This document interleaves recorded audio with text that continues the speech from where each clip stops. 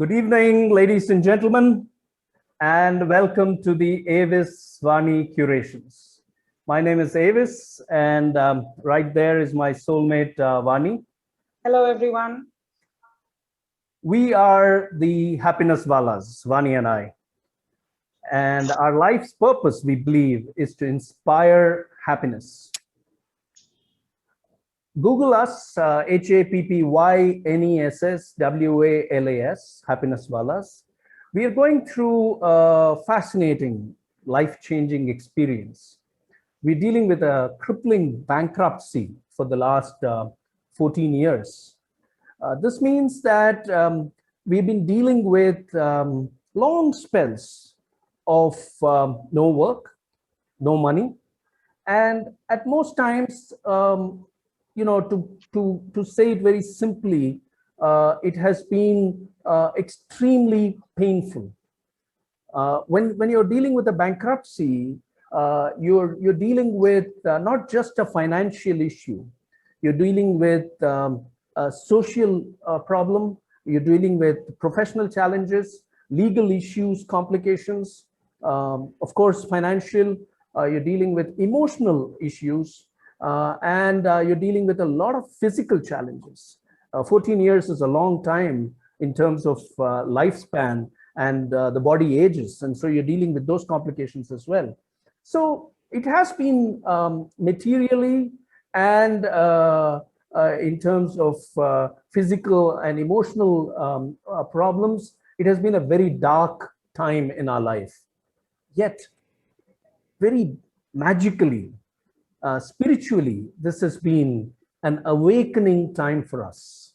Vaani and I remember when we were starting to deal with the bankruptcy, we got an intuitive sense that this was going to take a long time. And we said, we cannot give up. How do we not give up, but how do we give in to life? How do we flow with life? So while we all understand life to be a circumstantial game where we are placed in different contexts, and it can be physical, it can be the environmental context in which we are placed, we discovered that life is essentially played here. It's a mind game. It's what you're thinking that defines how you're dealing with life. So we learned to teach ourselves the art of being non-worrying, non-frustrated, and non-suffering. We said, we got to win this game here. The bankruptcy itself could take a long time to kind of be resolved, and it has taken a long time. We still are dealing with a situation in our life where we don't have enough to cover living expenses most of the time. And whatever we get, whatever rupee we get, we stretch it in order to hang in there and make things work for us, because we don't know when the next revenue is going to come. And so we live on grace and grants, but we said the bankruptcy itself will take time to sort itself out, but we got to keep winning it here. And so we learned the art of being non-worrying, non-frustrated, and non-suffering. Think about it. If you can be non-worrying, non-frustrated, and non-suffering, you can only be happy. You can be happy despite your circumstances. That's when Vaani and I said, hey, this success thing, becoming successful in a worldly sense, trying to, come out of our problems and repay our debt and become debt-free and resolve the bankruptcy, this definition of success isn't happening. So success is being elusive. How can we be useful? We asked ourselves. And that question, how can we be useful? The lessons that we've learned through this period, how can we share it with the world? That decision changed our life. So in 2014, I wrote my book, Fall Like a Rose Petal, which released in 2014. And the Tamil translation of that book, Udirum Roja Idar Pola, which is translated by the legendary Tamil writer Charukesi. This released in 2019. So 2014, the English book released and its Tamil translation released in 2019. Both books are available on Amazon, and that completely changed our life.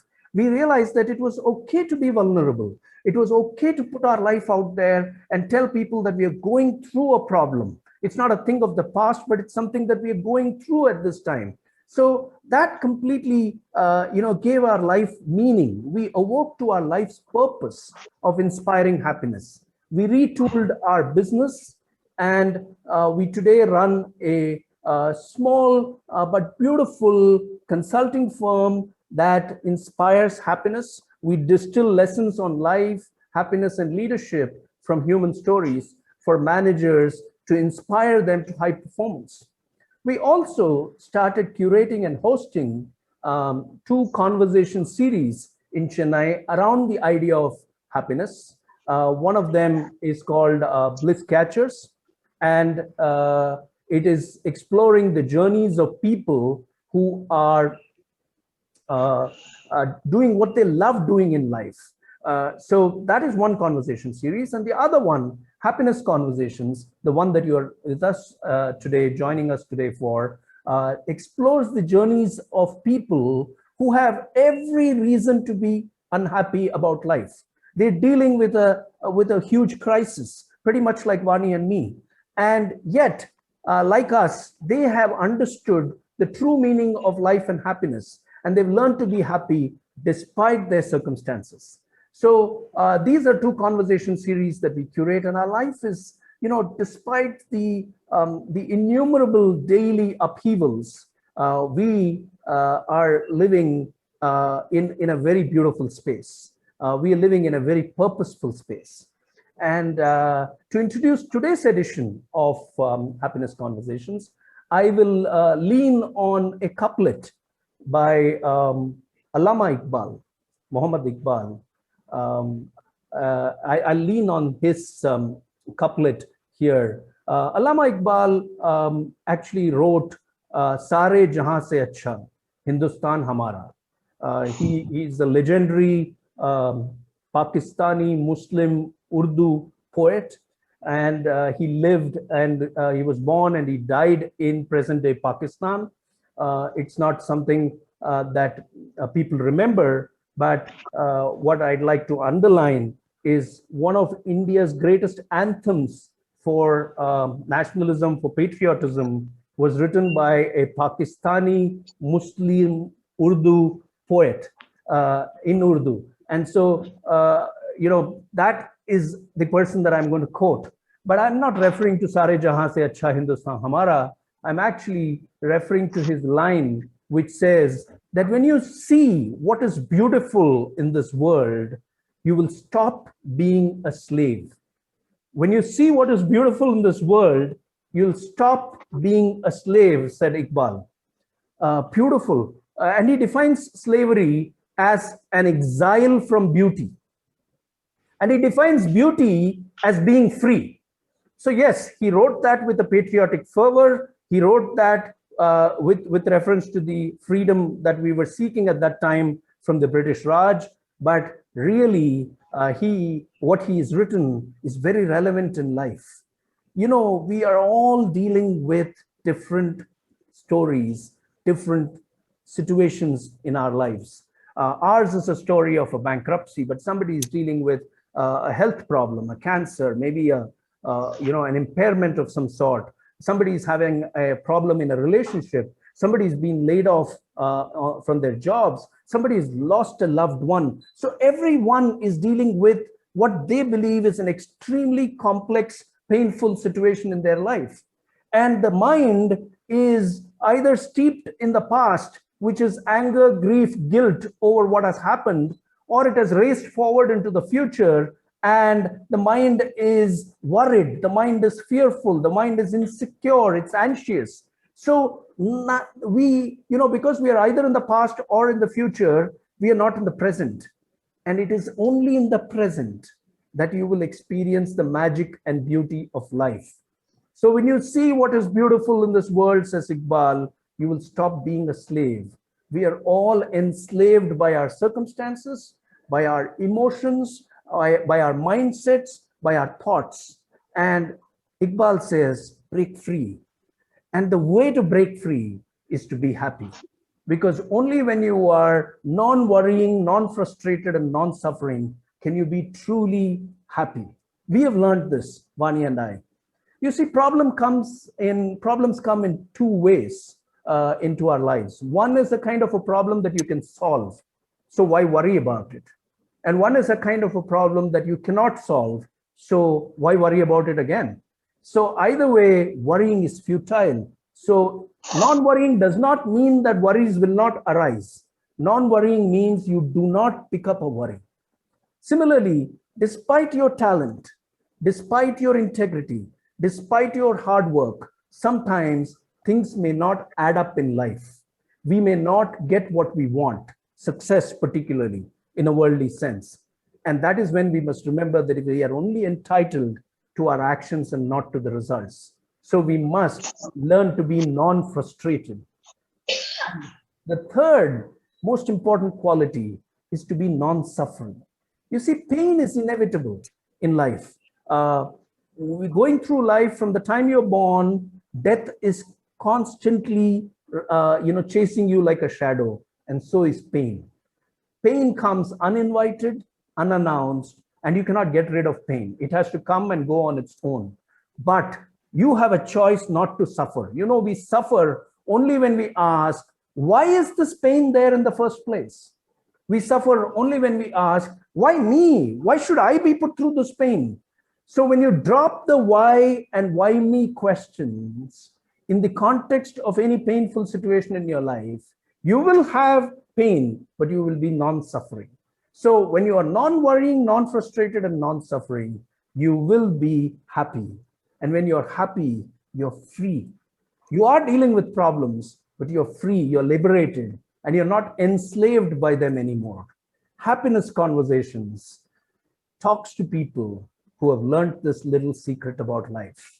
It talks to people who have stopped being slaves because they've seen the magic and beauty of life, pretty much like our guest this evening, Maneesha Ramakrishnan.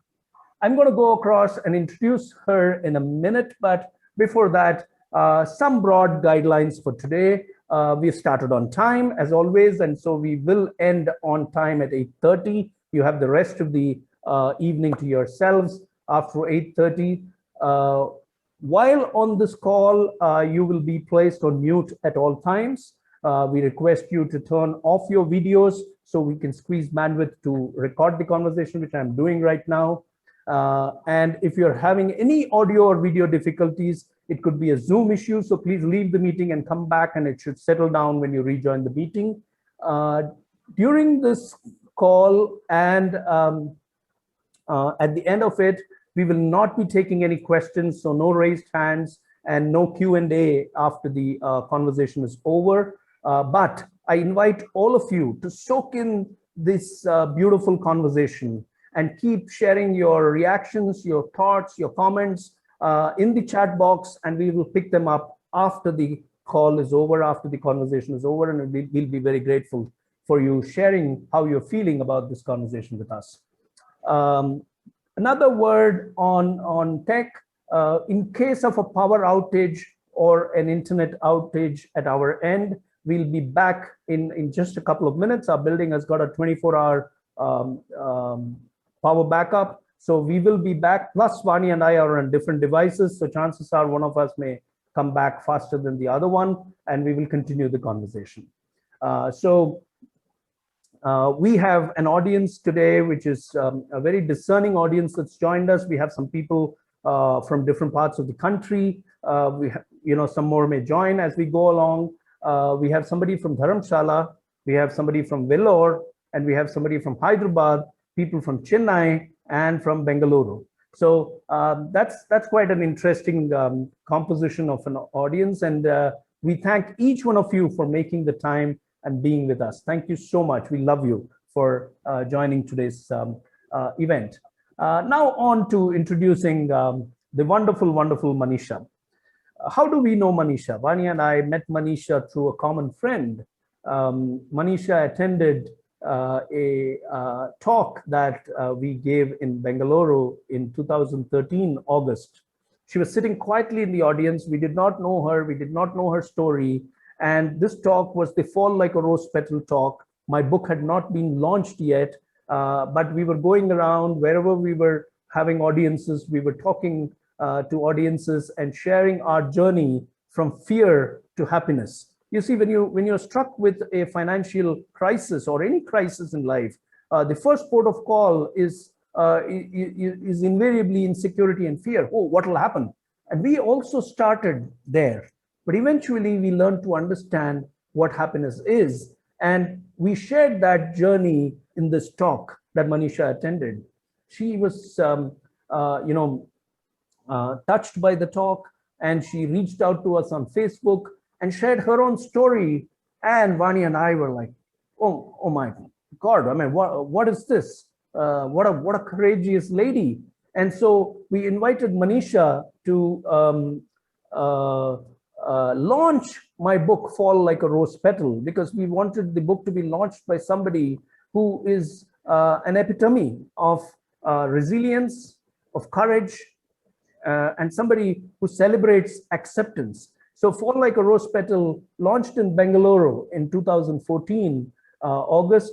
And there's a picture from the launch that Vaani is sharing.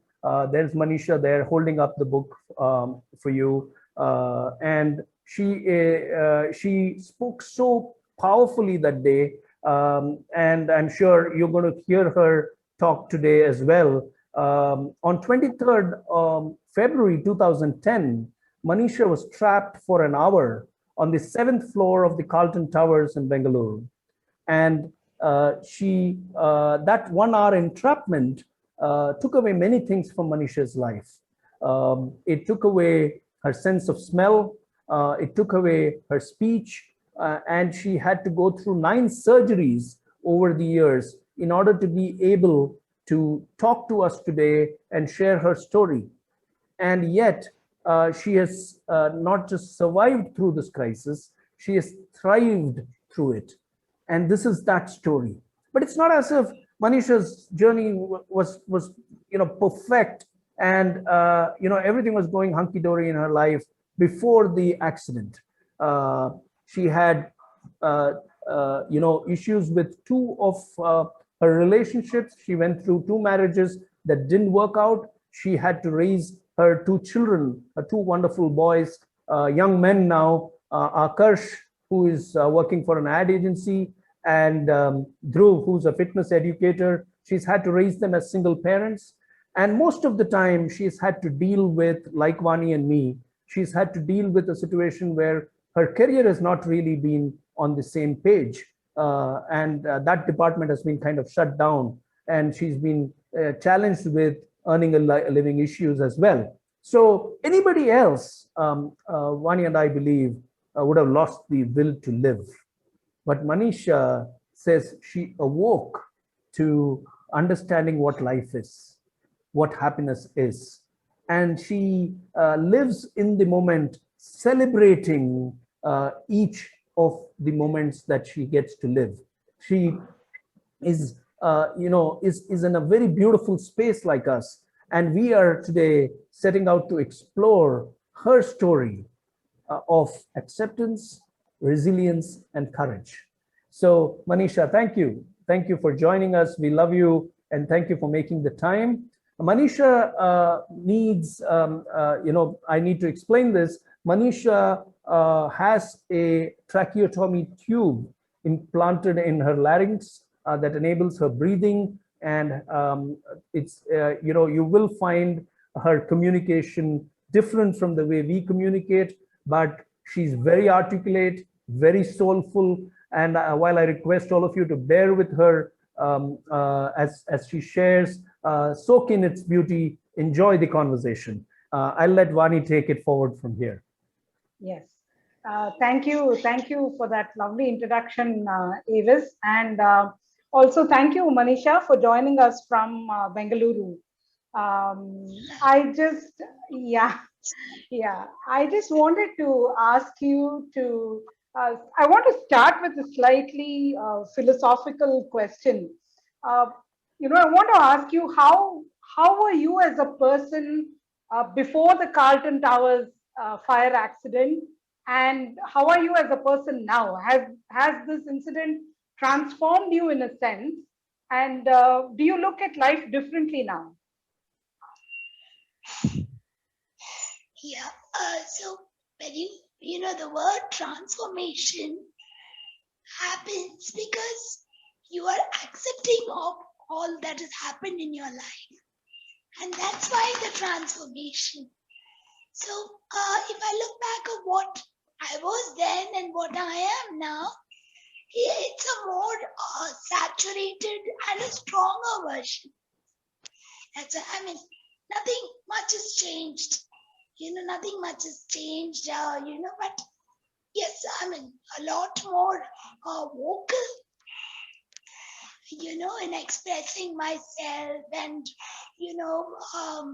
not holding myself back in fear of what another would think. Right. So there's a lot of power in the way of expressing. Yes, and the knowledge of myself. So there is a beautiful holding within me.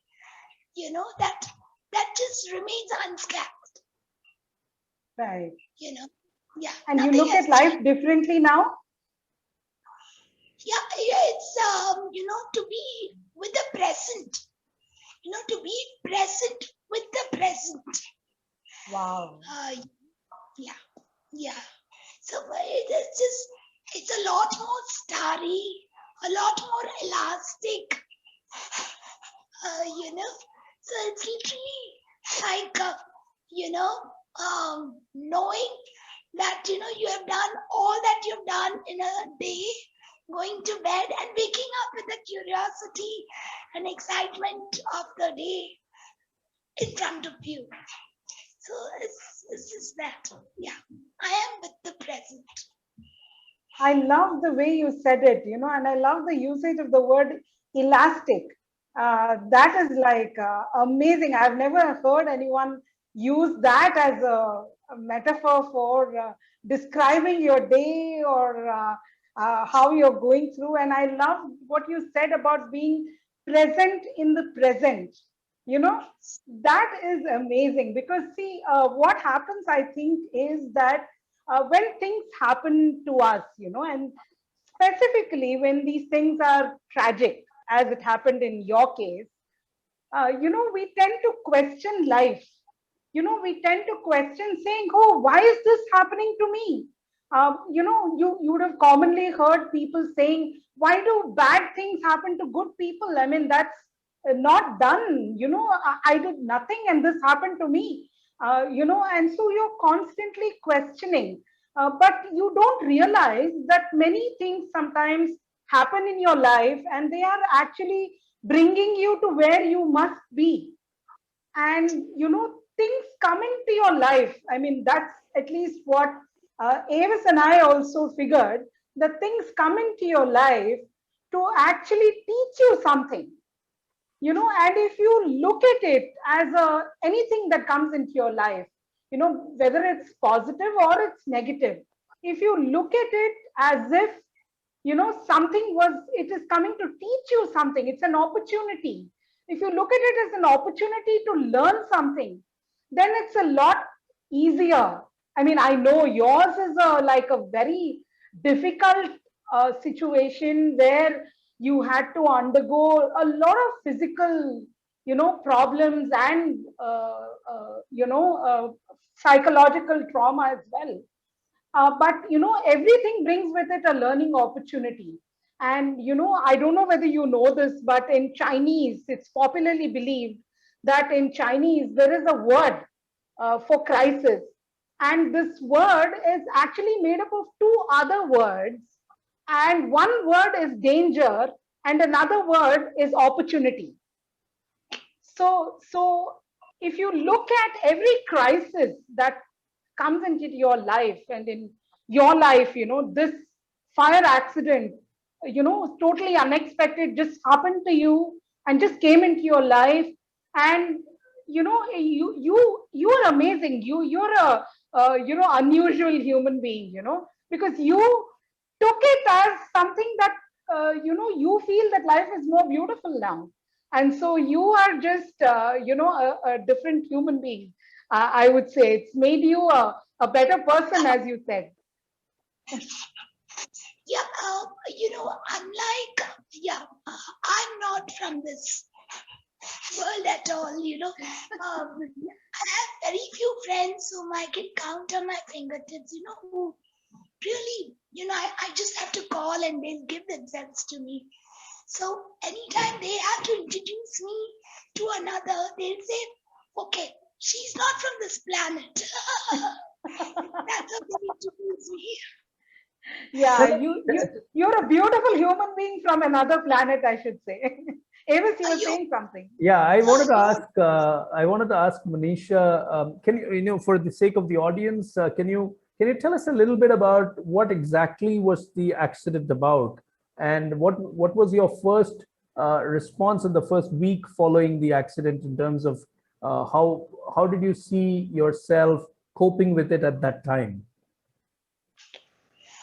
So, so it was a normal day, a normal working day. And we had this conference call scheduled at 3 o'clock. And as we dialed in the numbers to our office in UK, the laptops go blank, the power goes off. And so I quickly get up to go and check what's happening. And as I open the glass door of our office, I hear a lot of loud shrieks, lot of noise, loud shrieks, and and curiously, as I'm just looking, I see a black whirlwind of smoke, like a whirlwind, thick black, is just coming towards me.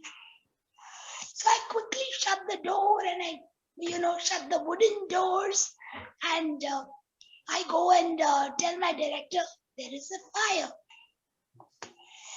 And my office help, he starts panicking, ma'am, what do we do? What do we do? There is a fire extinguisher, but I don't know how to use it. But anyway, I tell him, fires, get the extinguisher. And I hold the extinguisher. It's very heavy. I mean, I should check the weight of the extinguisher. It's so heavy. And I'm trying to, fiddle with it, see how it works. And there is already panic. And by the time the whole space is pitch dark, it was 3 in the afternoon, pitch dark, and we start coughing. Insensibly coughing, and started getting breathless. And so we just go to the closest window, and I take the fire extinguisher and I started breaking glass panes in the window.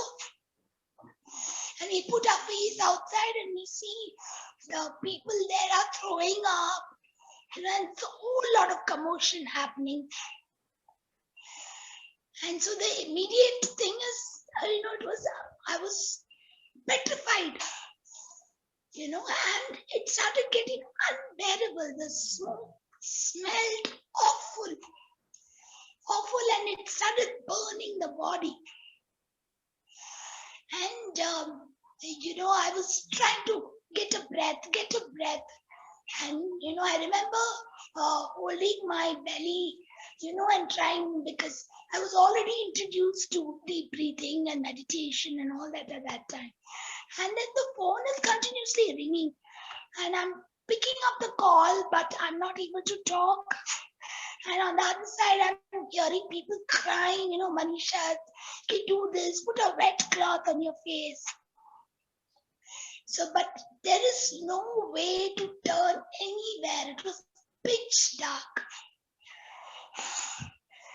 So it was 1 hour and 45 minutes of entrapment. Wow. Okay. Yeah. How did you even get out of that place, Maneesha?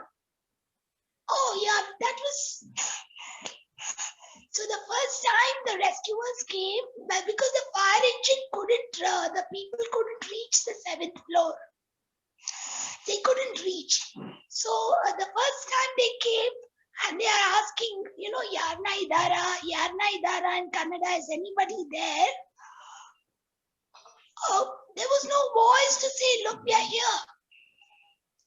So they just go, And after that person left, I was like, that little hope, that little hope was holding on to just left. And I started getting familiar with the smoke.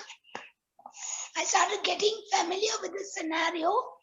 And I remembered in childhood, reading those comics and, Mandrake and Amar Chitrakatha, where you see death as this dark, black thing.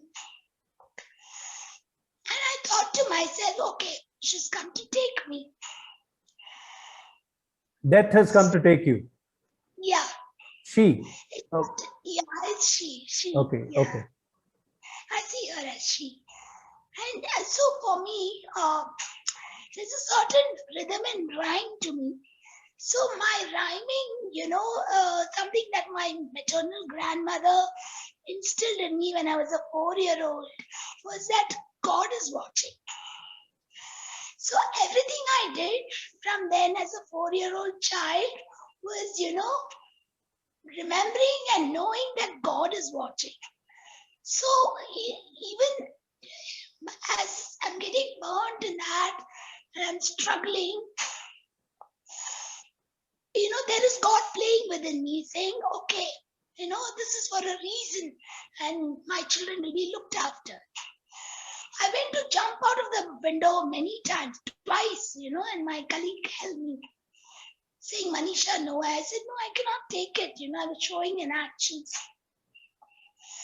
But as I made peace with this and as I surrendered, I hear another voice from a rescuer asking, Yarna Idara. And I don't know from where I got the courage, I was able to lift my hand and touch that person. And so then he carried me, and with my hand gestures, I showed that there are people there in the office. And he stepped out and I said, no, I cannot walk. I was just falling apart, the organs were failing. He said, no, we are here, ma'am. And so about 4 or 5 people gathered. And I counted every single step of all the 7 floors. And when I came down, I was such a relief. Okay, couple of injections and medication, I'll be going back home. But only to come back after 9 good months. We'll talk about that. Maneesha. I'll give you a break because I'm going to ask, I'm going to kind of pick on something that you just said 4 or 5 days ago when we exchanged the WhatsApp between us. I remember you said AVIS and Vaani, it's the 11th year of the Inferno. And that was 23rd February 2010, and we were on 23rd February 2021. And I remember replying to you that, Maneesha, this is the 11th year of your rebirth, of your coming back to understand the magic and beauty of life.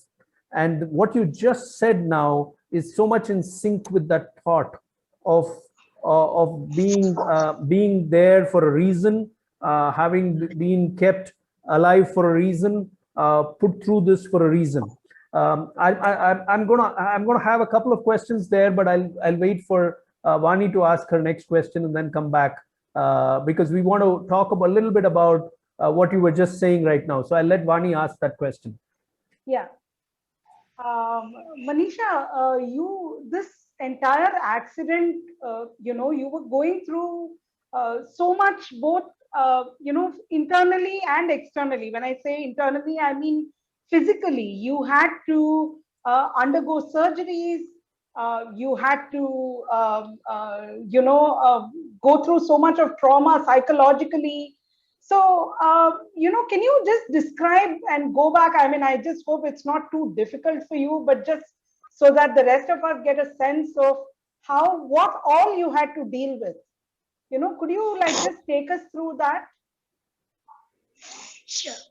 So my life until few years back the focus has been on my 2 primary caregivers, my parents, of getting their acceptance, of getting their love. So while I got my consciousness in the ICU, I was so happy. I said, oh God, I know why you did this. You know, this is how I'm going to get my family back. This is how my parents are going to love me again. They're going to see their child suffering, and you know. So I was so damn sure about that. This is why this has happened. It took me several years and so much of therapy to come out of it, but the hospitalization and all the physical suffering was fueled by this thought. You know, go through a little more, go through again a little more, and you know what you're going to get is you're getting your parents back. Right. So everything came down to that. Right. Everything came to that. So, you know, I was the longest in the ICU, longest on ventilator, you know, the worst impacted in the fire tragedy.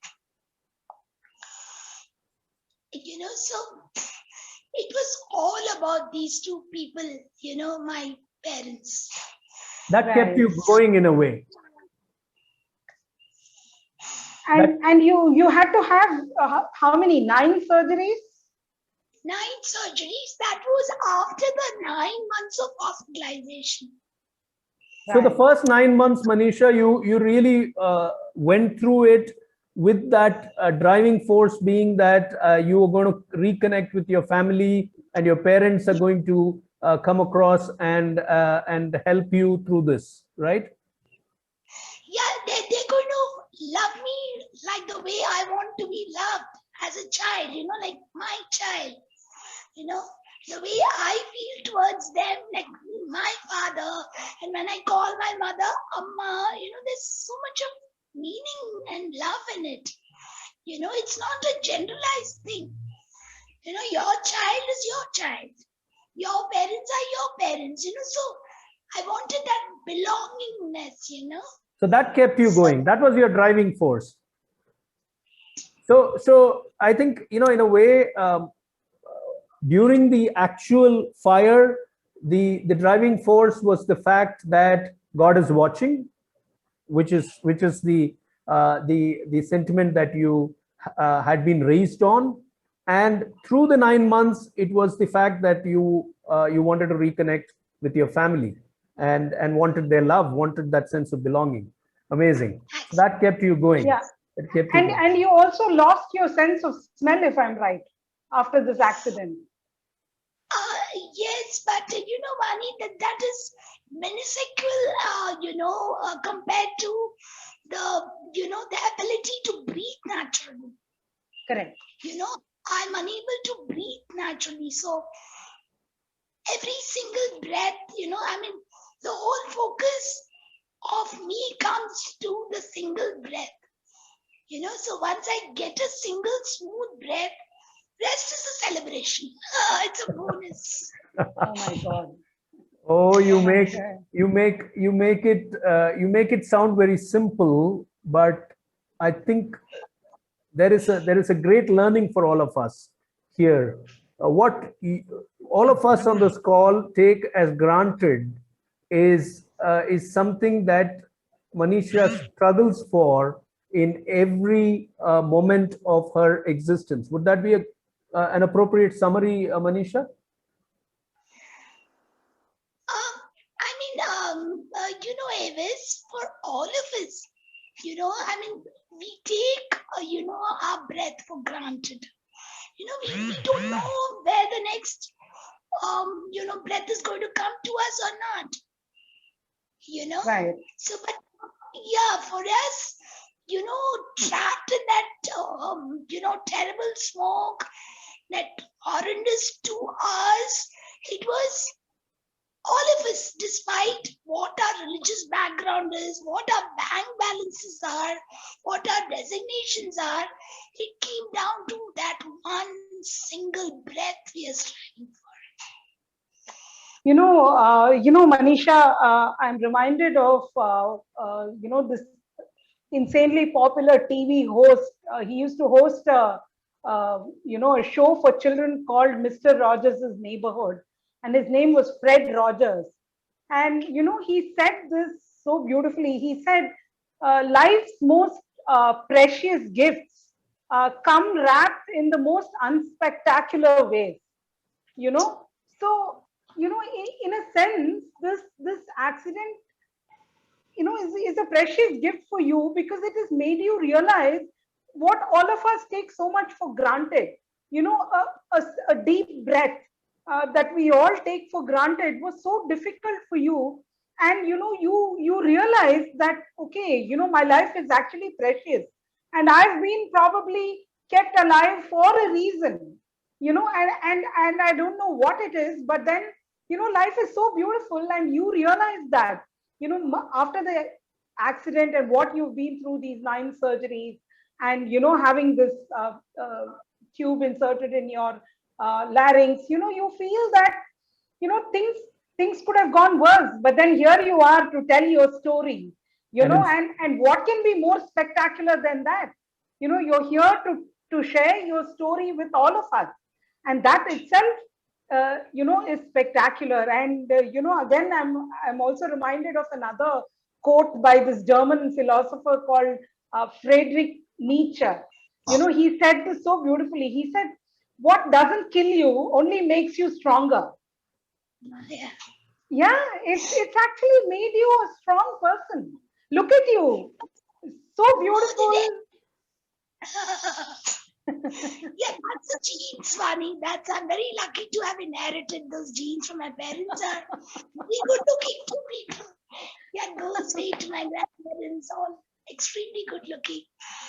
But more than anything, this voice makes people laugh. So Right. when they see us, they don't realize, that there's something wrong. But as I start talking, there's a smile, from the heart. And, so this, soon after my discharge, when I came home, my cousin sister's little niece, 5 months old, had come. And as we started talking, and then I started talking, she went into a belly laughing. She went into a spree. She was continuously chuckling away. And I said, okay, that is the gift, I became a Dr. Dolittle. I started attracting animals. The smallest sound of my cough, and I have all my pets around me. Wow. You have a way to make this sound very, very simple. We are we are sure it has its own challenges, but you're making it very simple. I'm gonna ask you, Maneesha, a little bit about the pre-accident time when you were looking for meaning through the 2 marriages that you had. Were you searching for something? Were you searching for companionship? And weren't you already very very beaten by the fact that both marriages did not work out? And then we'll talk again about the post-accident phase, but let's go back in time to that time when your marriages didn't work out. Yeah, to use the word searching, no, I wasn't searching. I wasn't seeking anything. But as a child, growing up, I was told I'll make a beautiful bride. That was the only positive, encouraging statement that I got to hear through and through. She will make a beautiful, we can't wait to see her as a bride. So that was the only positive thing that I've heard as growing up. Of course, So,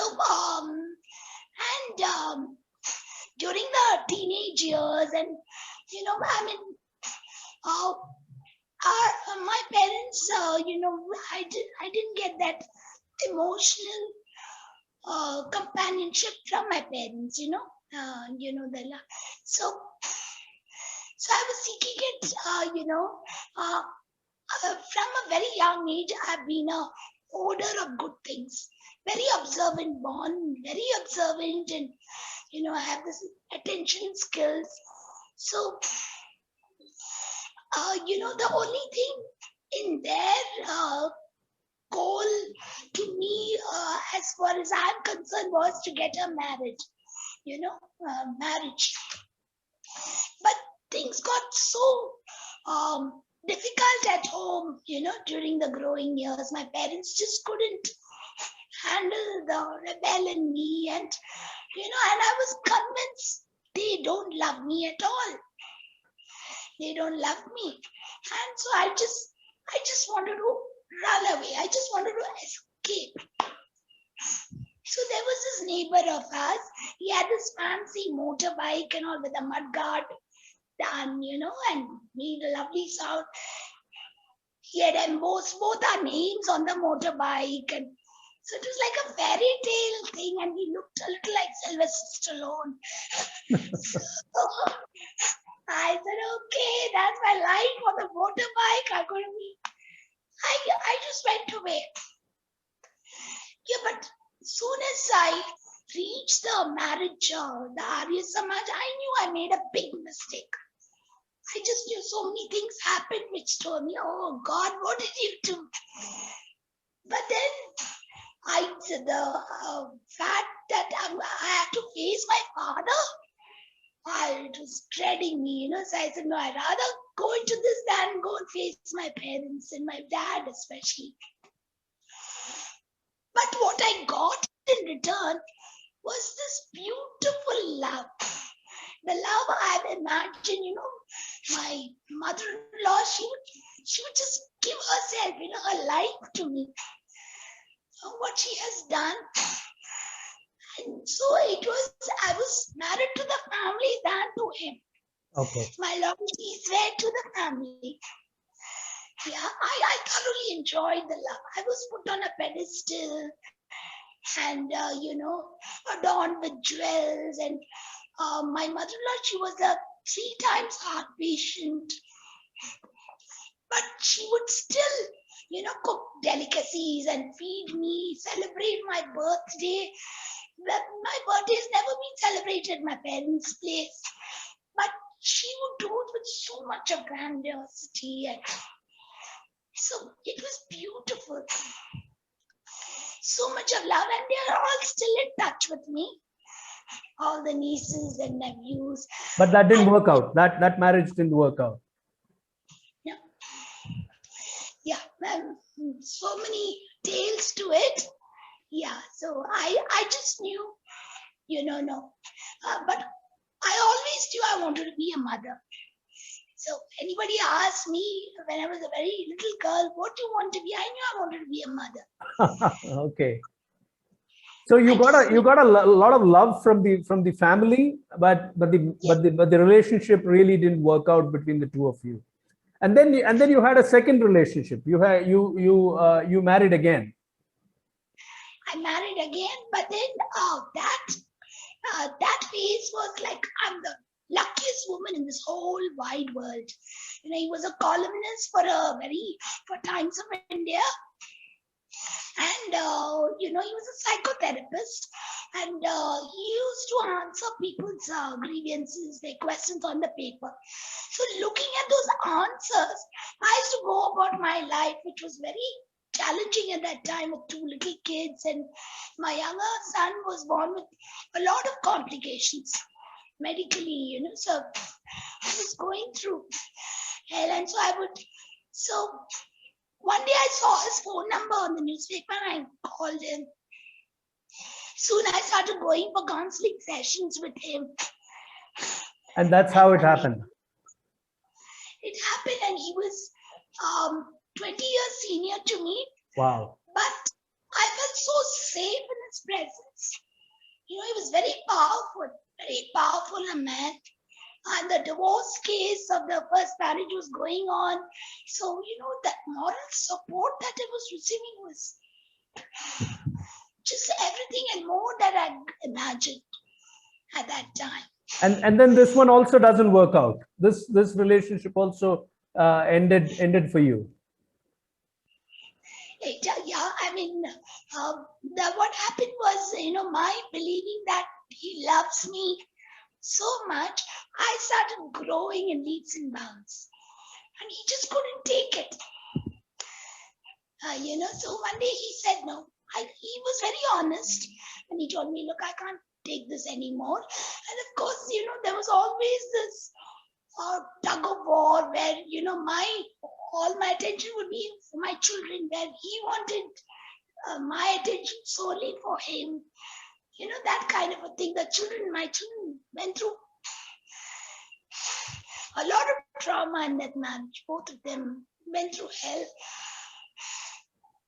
So when I started raising my voice, when I started questioning his methods of punishing my children, it didn't work out. Any single lesson that you carry from both those relationships about life and relationships? I mean, the significance of relationship, that is just gone now from me. I don't even have any memory of those, except at times when I'm very low, or when I'm indulging in so much in self-doubt, my body, the being reminds me of certain incidents, and like how my mother-in-law said, all what I have goes to this girl because she's the one who took care of me when I was bedridden. So, such things I'm reminded of. But the relationship quotient, it doesn't exist anymore at all. You have attained a state of awareness where relationships don't matter anymore. I'll tell you the big story with relationships that many people struggle with is they are struggling with the relationship because they're focusing on the relationship and not on the relating between the two people. A relationship is dead the moment two people cease to relate to each other. And this is not just about a marriage. It's between parent and child. It's between siblings. It's between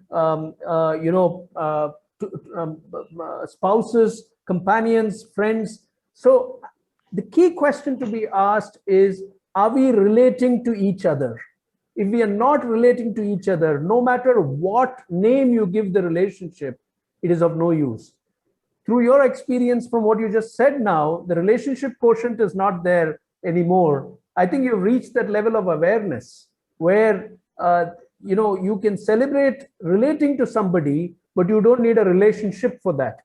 You don't need a definition, a social norm. You don't need that. I think that's a fascinating learning. And one of the most important parts about life that we all fail to recognize is that every lived experience is a teacher. Every lived experience is teaching us something. Rumi says this so beautifully. He says that the pains you feel are messengers. Listen to them. So it's only through listening to our pains that we grow, that we evolve. So if you've reached that level of awareness, it's coming from seeing two relationships at close quarters and realizing that you need to go beyond that. Amazing. I'll let Vaani, ask the next question before I come back and ask you mine. Yeah. Maneesha, I had this question for you. It was not like your life was completely perfect or anything like that. So you had these, failed relationships. And then on top of that, you had this fire accident, which has debilitated you physically, emotionally, and all of that. What is your take on fair play, Maneesha? Do you think life is being unfair to you at any point in time? No, not at all, Vaani. Not once. Not even once I felt that way. No, it is what it is. Yeah, but when I reflect back now, I see, how something, this deepest form of physical suffering has helped me to, find that place within myself. There's a space in the soul which no matter any creation or anybody who has wounded you or anything, it still remains, beautiful. It remains untouched by all that trauma. Do you want to grab some water, Maneesha? I have it. I have it one. So, and with me, I was talking about the rhythm and rhyme of me. So with me, it is whatever I'm presented with, in life, I invest myself fully in it. Like even during those 2 hours of struggle with the fire and the smoke, I did my best. I took the fire extinguisher, I broke the glasses. I was worried about my director, my office health. I made sure that they were also rescued. And so, I was completely with it, present with it.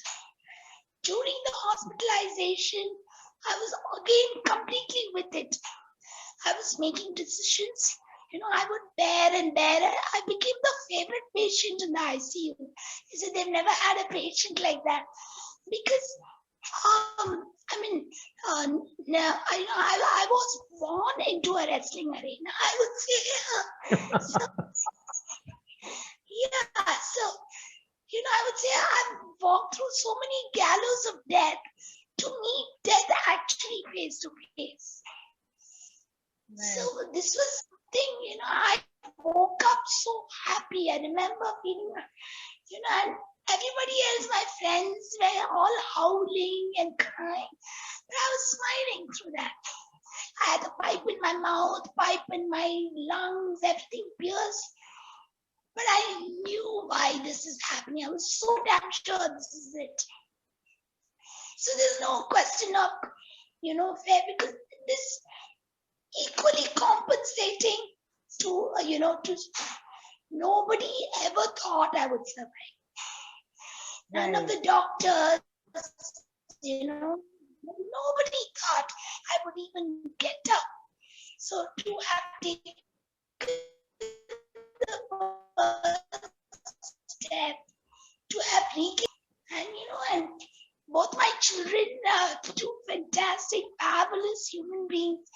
So life has equally compensated me, not equally, so much more compensated me with so much of goodness. Beautiful, beautiful. Yeah, Maneesha, I have a small additional question. What is the role of faith in this journey? Did faith play a role in your view of life? A lot, Vaani. So I was in coma for 3 days. While I was in the ICU for 3 days. So then I had a vision, that I'm in a beautiful train, a luxurious train, which is golden in color. There's nobody in the train but me. And the train is going at a certain speed and we stop at a certain station, which is completely isolated, but again very beautiful with red flooring. And there is this man standing completely in white turban, a white beard, and he had that radiance in him. Oh my God, and he just looks at me and he smiles. He comes and sits beside me, and then we're just going and going in the train. The third day, as I'm waking up from my coma, the sisters are calling, come on, Maneesha, wake up, you're here in the hospital. I didn't want to come back. Right. I didn't want to come back. But then regaining my full consciousness and awareness, I realized, okay, there is this divinity working with me. And during the course, I've had so many dreams of me carrying an idol of Lord Ganesha and I'm running with it. So many instances where I was reminded, okay, God is working with me. Very interesting, very interesting. That's amazing. That's very interesting because, see, when I asked you about fair play, I asked you, do you think life has been unfair? because a lot of us, especially when we face, tragic situations in life, we are asking, how is this even fair? But if you think deeply, actually, life never promised us any fair play. Life never said, I'm going to be this way or that way. It just keeps happening. It's our expectation. We have an expectation that life should be fair to us. And when that doesn't happen, we are saying, oh my God, this is so unfair. But actually, if you think very, very deeply, good and bad are both two sides of the same coin. When something happens, you have two choices. You can either say, oh my God, I don't want this at all in my life. Like this fire accident happened in your life, and you had to go through so much, and you could have been like, oh my God, this is a whole lot of things that I didn't bargain for. This just happened to me. But if you go into the mode of acceptance, that okay, what has happened, and now nothing can be done about it, then life becomes beautiful. You've learned so much from life, and look at you. You're able to look at the whole thing and say that you're a much better human being now than you probably were, before the fire accident. So, it's just our expectation, this whole thing that life should be fair, things are unfair and so on. So although I asked you that question, I knew deep within me that, there is nothing called fair and unfair in life. Things just happen. Yeah, in fact, Maneesha said it so well. She said, it is what it is. Right. And I think if we can all understand that relevance, that when we get what we don't want into our life, or we don't get what we want, then we have to take the view that it is what it is. I'm reminded of when Maneesha was talking, and you were talking about your coma phase, and that feeling of having that person with you on the train, and you're going and you didn't want to even wake up, and you wanted to be on the train. I was reminded of a song from a movie called Shore, 1972. It's an old song written by Santosh Anand, and एक प्यार का नगमा है, मौजों की रवानी है. So that mojon ki ravani hai, which is it's a song of love. That's what life is, and it's all about journeying happily. And zindagi aur kuch bhi nahi, teri meri kahani hai. In that song there is a line which is even more powerful. Is do pal ke jeevan mein ek umr churani hai, zindagi aur kuch bhi nahi, teri meri kahani hai. So the life is fleeting, life is momentary, life is transient. And in that transient life, you have to steal a lifetime. And that can come only when you are non-resisting, when you're flowing with life. And I can see that flow in you, Maneesha. It is so beautiful. But let's talk a little bit about some practical realities, Maneesha. I'm also keeping a watch on time. So I think it's important to ask this question. So please bear with me.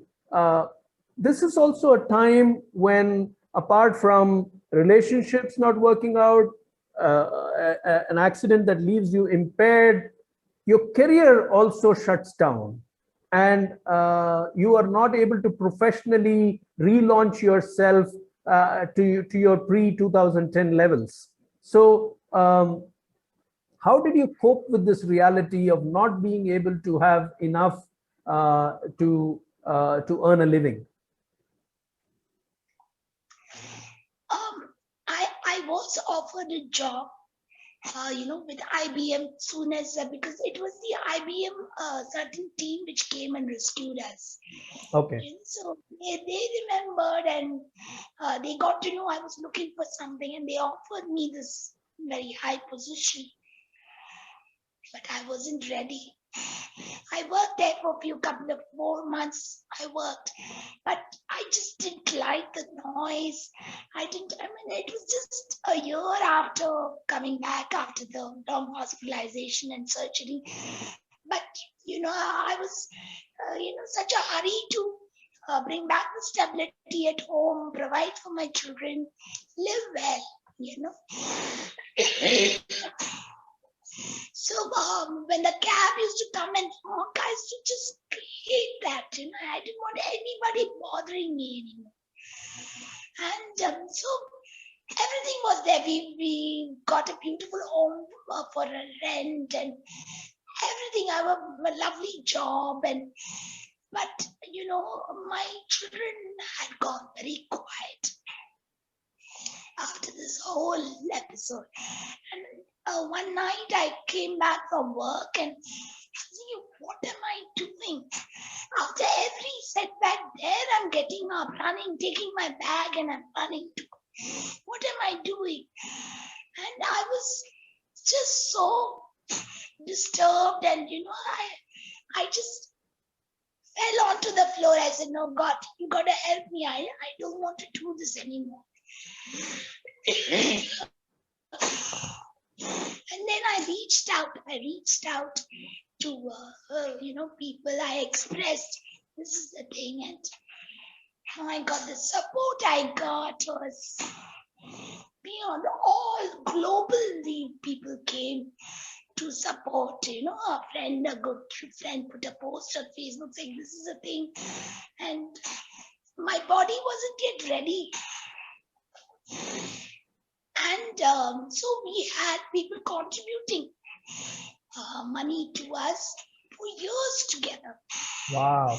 First they said it will be just for 1 year, but then, you know, and how systematically everything was done. I was called for a meeting and everybody sat, and then the dear friend who was, you know, leading on with this, you know, saw that, you know, their bankers advised, and you know, it's all what you say, that every month certain amount should go to Maneesha. I don't want any, you know, changes in that or any delay or anything in that. So she saw to it that everything was systematically done. And they said for 1 year, but they continued to give for 3 to 4 years together. So that's how you managed through this very challenging phase. Yes.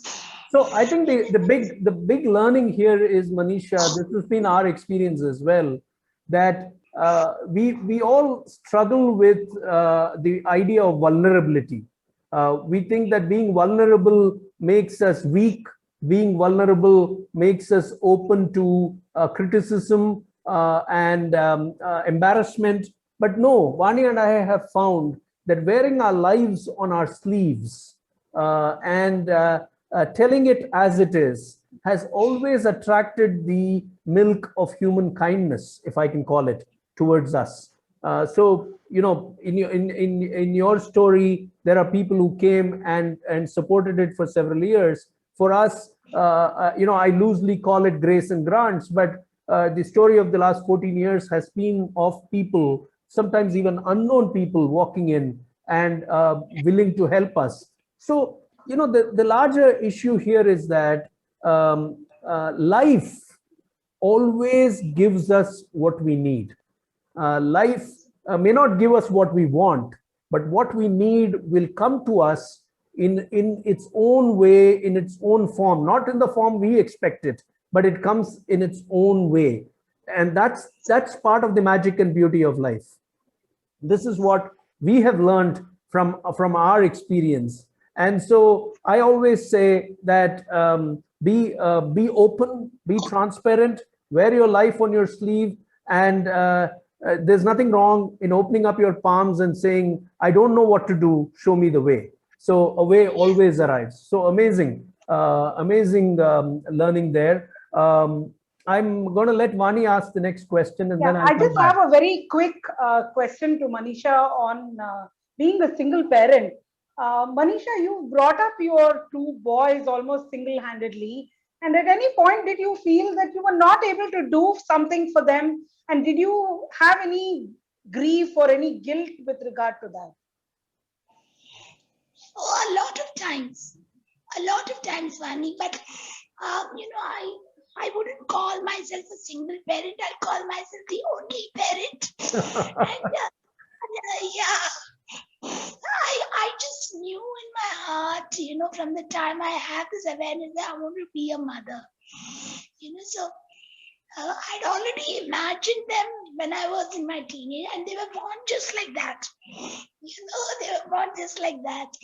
All the craze I had, and so. But something in me, I just love challenges. I love challenges, and I love to fulfill it, if not to the full capacity, but somewhere close to it. So, I have done that, and yeah. So it's like, what do I say? But I've had very good jobs, that helped me. I could afford to get things what they desired. We lived in beautiful homes. But the grief part was, during the second marriage, where they were traumatized, psychologically a lot.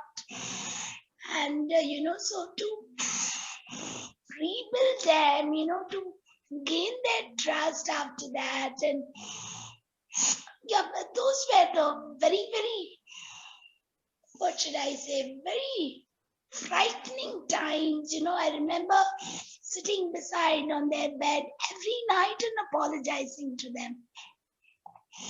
And they were most supportive during your, post-accident recovery time, right? Both of them. Yes, they played a huge role in your learning to cope with your new reality.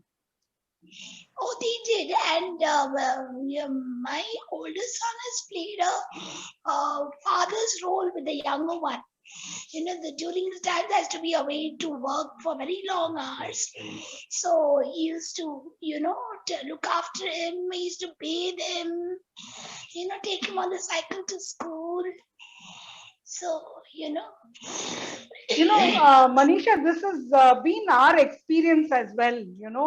Avis and I always get asked this question, when we are addressing audiences, especially during the book launch, or, when we're talking about the Fall Like a Rose Petal story, we keep getting asked this question. Oh, but, you had to undergo problems, but what is the fault of your children? Because they were your children, they also had to suffer. So do I get asked this question saying that your children didn't have to go through what they went through, but because of you, they had to go through all these things. But the way I look at it, Maneesha, is like the way you look at it. That they are growing up. It's part of their growing up, and it's part of their, sort of learning journey, if I may call it. That it's part of life. And if a parent could sort of protect a child and not make them go through something difficult, I mean, every parent would do that. The fact is that, sometimes there things happen that are out of your control. Like your accident, for example, was completely out of your control. There was little you could do to, shield them from the after effects of that. But the fact that they both rose to the occasion, they supported you, you're truly blessed, Maneesha. You're truly blessed with best children and supportive family. Yeah, go ahead, Maneesha. Yes, yes. So post the tragedy and post, the time when this healing was happening, I noticed that both of them were very distant, like their mother was everywhere in the newspapers and the news channels went all frenzy over this whole tragedy. But I saw them quiet and distant, and I used to get so upset. I used to tell myself, what if I had died? You guys would have known, So then my son Dhruv says, Mom, but you didn't die. So yeah, so somewhere I had to, question myself, okay, what can I do to make it better? How, as what responsibility do I need to take? So I shut down everything. I quit that highly paid job, and I shut down everything, and I just was there. So it was literally impregnating them again and giving birth to them again. And in 2 years, unbelievable transformation, both of them. Wonderful, wonderful. Wonderful, wonderful. I think what happens with children is they are part of our life design, obviously, because they're born to us. But what we go through is part of their life's design for themselves. So what we as parents go through impacts our children's lives exactly the way life has willed it to impact. So Vaani and I have learned to call it the no grief, no guilt, no grudge philosophy. So, there are things that we can do which are within our control, and we will do it. There are things that we cannot do, and we can't do it for the reasons that are evident. So no grief, no grudge, no guilt. And I think that's a very, I wouldn't say comfortable, but a very calm, compassionate space to occupy. Yes. I'm going to ask you, we're winding down, so we may have time for, depending on how your answer goes, we may have time for one more question after this, but let's see how it goes. But let me ask you, what is your idea of happiness today, Maneesha? Has your idea of happiness evolved through these last 2 decades that you've been through? On one side, relationship upheavals, on the other side, the accident and the post-accident phase. So has your idea of happiness changed? Yes, so during the hospitalization, as much as I accepted the whole tragedy and the suffering, there were moments when I used to be so terrified, so much hounded by uncertainty, very scared. I used to tell God, no, just take me, if that is the thing, just take me. I cannot take this anymore. Because every time I struggle to get a breath, I just used to lose it. But and then, on the other side, when I used to be able to breathe after that struggle, there used to be hope again in me. Okay, so if this has happened, this is what it's going to be. A good will come. So I started living for that one moment of, that complete peace where I'm able to breathe. So, I started realizing how precious is that one moment.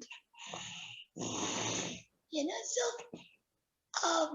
I started giving those moments to people around me, my children, and I started giving. So this whole thing comes to the present, the present moment, how fully I engage with it, how much I'm able to offer it, and to find that little small joys in that moment, that one moment.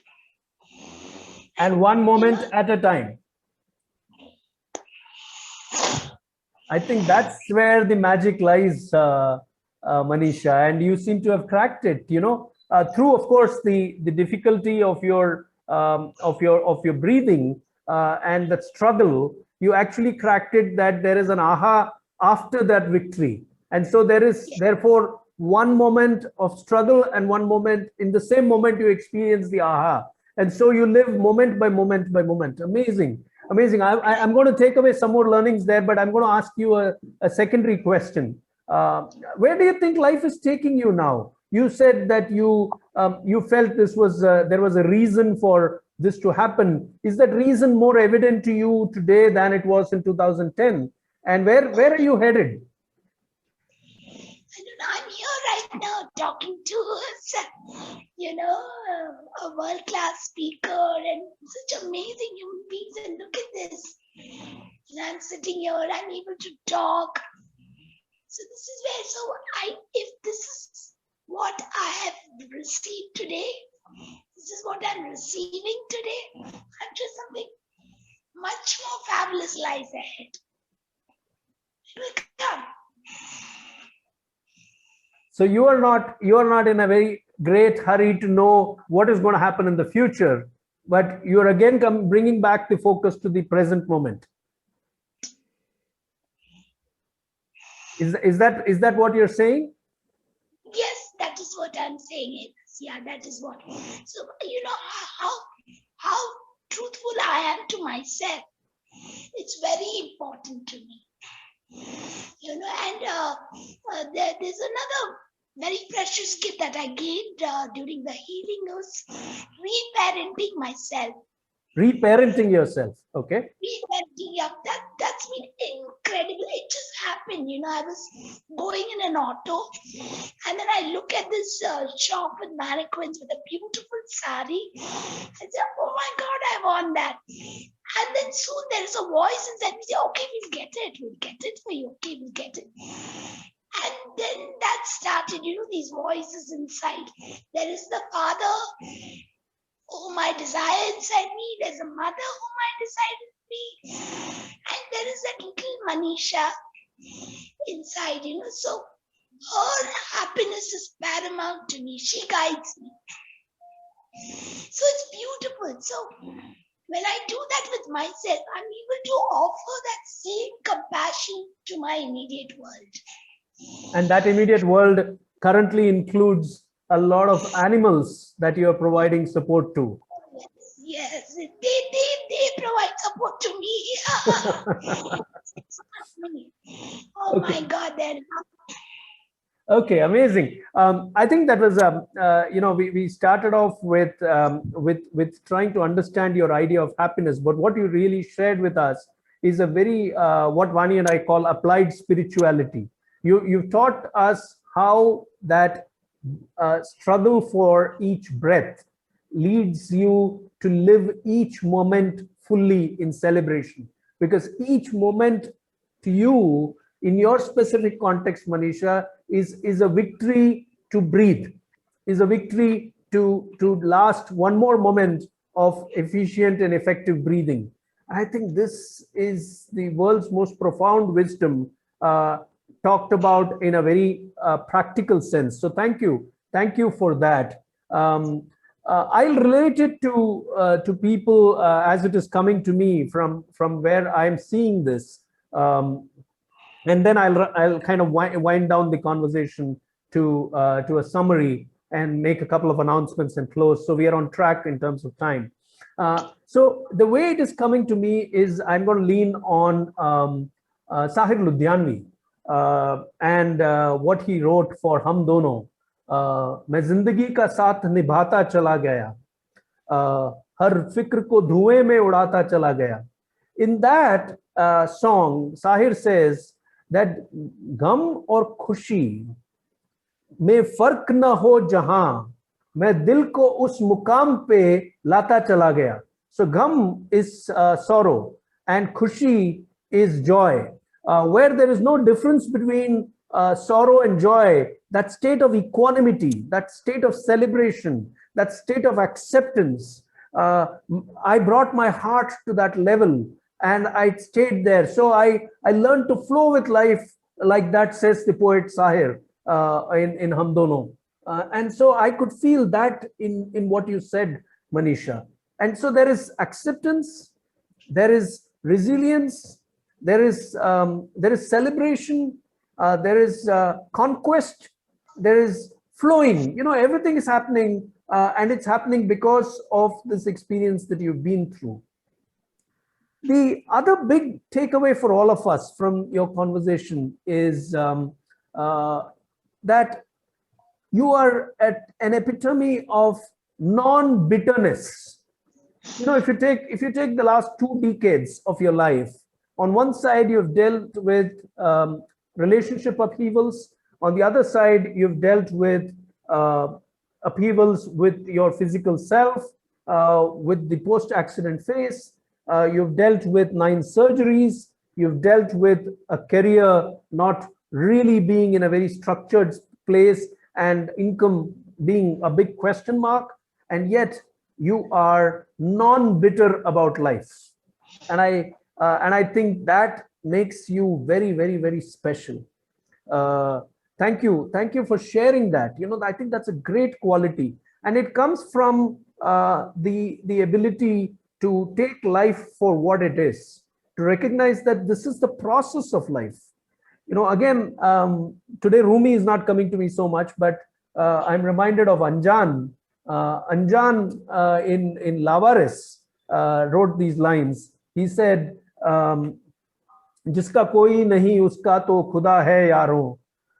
In that song, he says that हम तो क्या हैं, ये फरिश्तों को आजमाता है, बनाकर हमको मिटाता है, फिर बनाता है. आदमी टूट के 100 बार जुड़ा है यारों, जिसका कोई नहीं उसका तो खुदा है यारों. So, you know, when you look at that song, what the poet is saying is that the creator, now some people call the creator God, but I'm just saying life that creates all of us, that manifests all this beauty, you know, makes us, breaks us to remake us. And the process of life is really about all of us coming back in our different pieces and getting repurposed.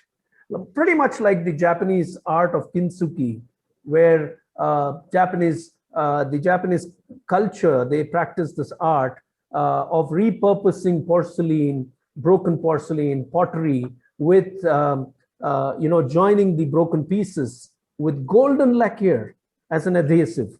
So life is like that moment of kintsugi for all of us, that process of kintsugi for all of us. And you are a perfect example of that, of learning to live with what is. So thank you for joining us on Happiness Conversations and for sharing your journey. You know, when we started this dialogue with you, inviting you to be part of this, we had this question: will you be able to carry this conversation forward, given your you know, your impairment? But you spoke from your soul, and you you know, you sounded so beautiful. Thank you so much for filling our lives with so much of learning. Thank you. I'm going to leave you with a small virtual souvenir over here. It's a virtual souvenir. It's a button that Vaani and I have got together for you, Maneesha. Please share it on your social media handles. Wear it on your handles to say that you were on Happiness Conversations, because that is really the big message to people, that you can give, to not give up on life, but to give into life and to flow with what is. And this button is a celebration of that. So use it on WhatsApp as your DP or as an Instagram story. I'll send it to you on WhatsApp after we are done with this call. Thank you once again, Maneesha, for joining us. Our next event, ladies and gentlemen, is on the 27th of March. It is the next edition of Bliss Catchers. We have two wonderful Bliss Catchers. One is a wildlife a filmmaker and documentary maker, Sridhar, Shripad Sridhar, joining us from Chennai. And we have our youngest ever Bliss Catcher, 18-year-old Harshvardhan Zala, joining us from Ahmedabad. And he is an inventor. He's invented and a tech entrepreneur. His most game-changing invention is a drone that can detect landmines. He's our youngest Bliss Catcher because he's just 18. So we have the two of them joining us. And if any of you would like to register for our forthcoming programs, please inbox us at the Happiness Wala on Instagram, or go to our website, thehappynesswalas.com, and send us an email with all your details on it. So, ladies and gentlemen, it's a beautiful life. And this life becomes more meaningful when we step out of all our limitations and we look around us and see stories such as Maneesha's, stories such as yours, stories such as ours, and learn to walk with the flow of life. Whatever you resist causes you great suffering. Instead, if you flow with life, you can be happy despite your circumstances. I'd like to leave you all thinking on that note. मैं जिंदगी का साथ निभाता चला गया, हर फिक्र को धुएं में उड़ाता चला गया, said Sahir. So we leave you on that note. Flow with life, be happy. Thank you so much. Good evening and take care. Thank you, Maneesha.